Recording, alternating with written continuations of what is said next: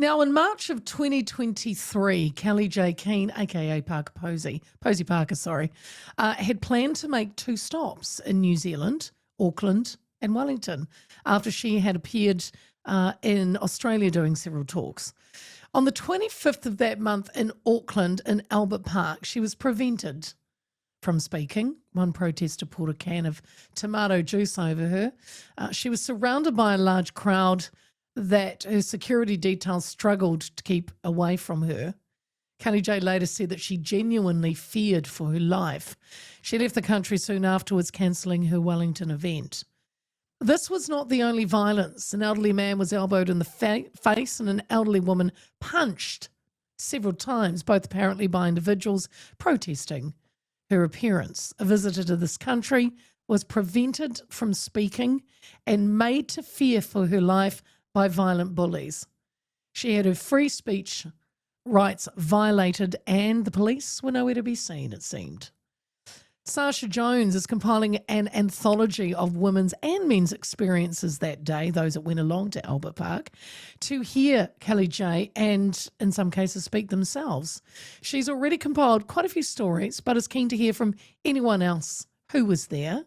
And she joins me now. Sacha, good morning. Morning, Leah. How lovely to talk to you.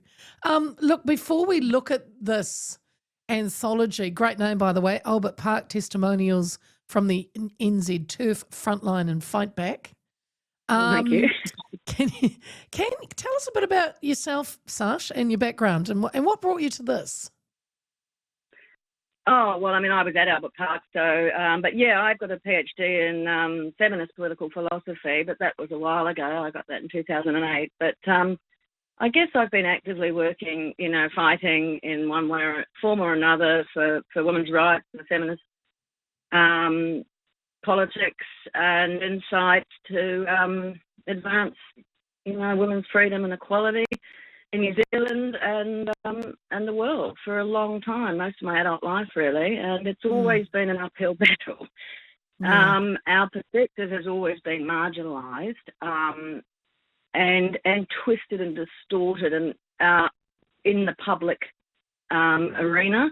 We get very little, coverage. That's the first thing, and this was no different. Favourable coverage or supportive or simply neutral coverage of the feminist fight, and this protest was another really good example of that. In fact, it was an extreme example of it. Yes. Because I've got some notes here just, that I've made of the Herald article that came out 5 a.m. on the day of the Albert Park protest. It's just saying the most vile things about Posie and her supporters. Chanel Lal, who got Young New Zealander of the Year and who led the counter-protest of 2,000 extremely angry, mostly young males, who nearly, as you said, Posie, really felt she, her life was almost taken. She was almost swamped. Her supporters, one of the close supporters there, the marshals, was pushed to the ground. She feared for her life as well. But also they tried to, the Chanel Lals of this country, as I said, he got Young New Zealander of the Year for fighting us. He's quoted in the Herald saying that Posie normalises hatred towards queer people and that he's incredibly scared to be at the protest, which is just an open lie. That they was expecting violence from our side, because Posie's done these Let Women Speak events kind of all around the Western world now, and New Zealand was the last, and I think that's part of that tour. She's continued, of course, but it kind of came to a head. Things came to a head, obviously, with the Australian disaster of the Nazi sympathisers, or they were just joking. They were just trying to smear up. Man, it worked. Every media here, RNZ, I know. Said that she was a Nazi sympathiser and that. And so we were smeared. We were smeared with that, and it had nothing to do with the race issue. Wasn't there at all. We had, Mana Wahine Kororo, the Māori women fighting on our side for women's rights and for children's rights. They're very, they were offended by that us being smeared as Nazis. It's just outrageous.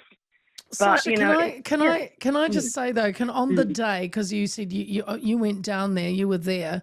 Did mm, you were you at what stage when did you mm. realize that this was kind of getting out of hand? Like, did it happen really Uh, quickly?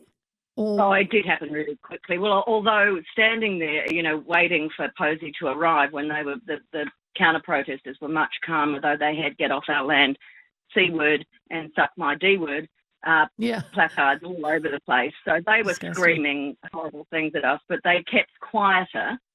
One assumes the whole thing was very orchestrated because, you know, you also mentioned that the police stood back and we were, you know, our marshals were told that they weren't there to protect us. So if they weren't there to protect us, they kind of thought we were, or indeed, you know, if they thought we were Nazis at all, they would have been in there instead of out on the street, you know, effectively they couldn't stop a young 20-year-old male punching a woman in the face. This is before Posie arrived, or just as Posie was arriving. The timing was, it all happened quickly. It all went, but it was all orchestrated as well to end up exactly like this, to silence us and violently if necessary, which is, you know, a tactic that men use. Did you personally, Sasha, get into?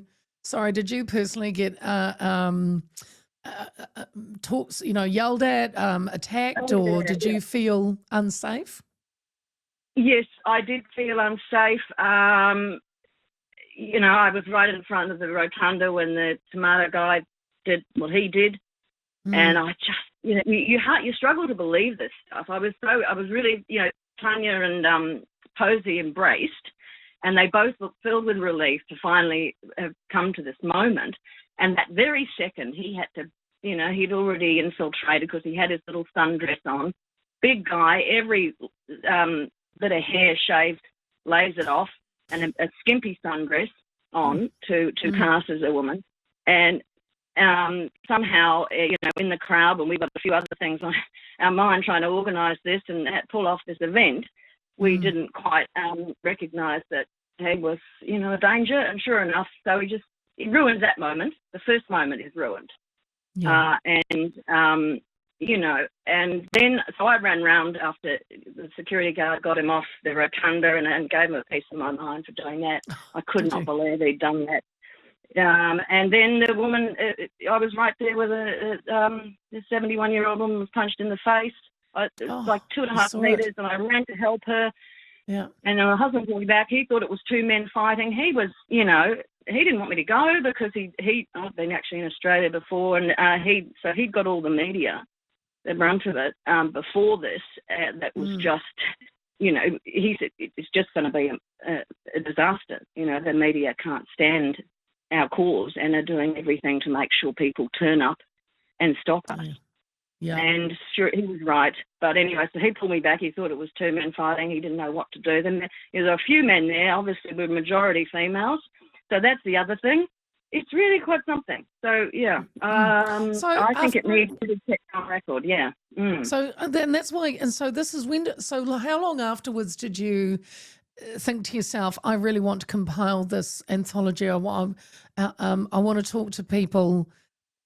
And why do you want to do it, Sasha? Is this to open people's eyes to the situation? Yeah, well, as I said, anything women's rights oriented is always marginalised in society. And for me, having studied it at length, it actually is one of the, if not the central conflict and challenge, because it is genuinely difficult to equally create rights that are fair to men and women, because we're so very different. And this is the struggle in the modern world. If if women want to be in the public sphere as we do, we're yet to sort of deal with that challenge, I think. So, I was silenced there, and I've never had that experience, violently silenced. So I didn't get to say. I wanted to speak and say a few things at the university. It's right next to the university where I got my PhD. I just couldn't believe at what that had come to, that was that also, Yeah. you know, the universities are not exactly supporting women's rights. They're trying. A couple of lecturers and members are trying, but the institution has been captured. So we're really in Yes. unprecedented times here. So I want to document.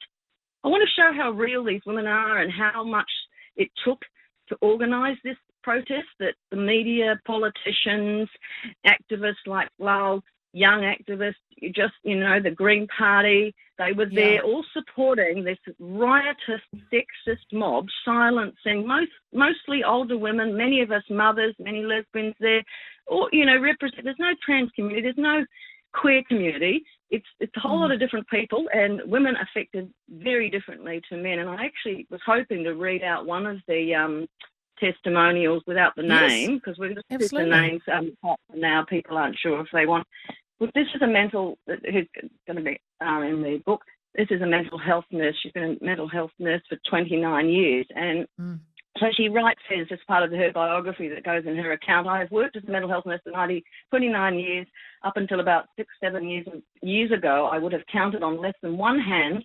I could have counted on less than one hand the number of people I met who had the desire to attempt to change their sex, all of whom were middle-aged men with previous marriages and children, with deep-rooted psychological issues and mostly with substance use concerns. All of them were deeply unhappy following the medical or surgical changes they made. Young people saying they wanted to change their sex were largely unheard of and would not have been supported by the standard practices of the day. That's just 6-7 years ago.